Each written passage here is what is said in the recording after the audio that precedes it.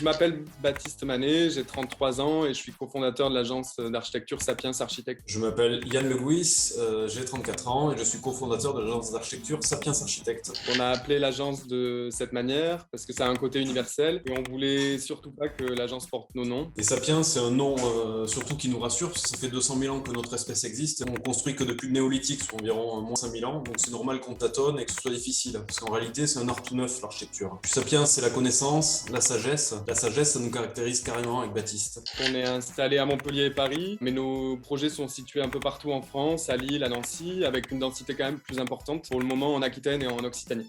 Dans les métropoles, la place qu'occupe l'architecture, l'architecte et la pensée architecturale est relativement importante. Et c'est des débats que l'on sait exporter dans les campagnes, les zones périurbaines, périrurales, suburbaines, etc.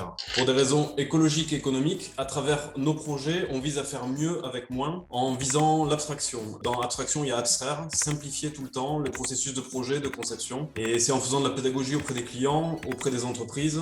C'est un combat permanent, mais notre logique, c'est de simplifier au maximum tous ces processus-là. J'ai cofondu la revue Causa Mental, qui est une publication étudiante initialement, qu'on a lancée pour amorcer une réflexion et développer un avis critique sur la pratique de notre discipline. Nous avons commencé cette aventure en 2009 avec des amis, Simon Campedel, Frédéric Einaudi, Mélanie Campedel, Mathias Gervais de Lafont, Maxime Gilles, Claudia, Mion, Simon et Hugo Vergès, qui sont tous ou presque architectes. Entre la dimension presque théorique de Causa Mental et notre pratique professionnelle, il y a un échange, des allers-retours permanents que l'on gère en faisant vivre un corpus d'idées et un réseau amical. Les médias d'architecture qu'on suit le plus, c'est peut-être Atlas of Places de Thomas Paturé ou la Daily Dose de Raphaël Cadide, qui sont des blogs et une revue par mail dans lesquels on trouve des projets formidables et surtout une manière de penser un petit peu en mouvement et qui correspond bien aux références qu'on a cherchées avec l'agence.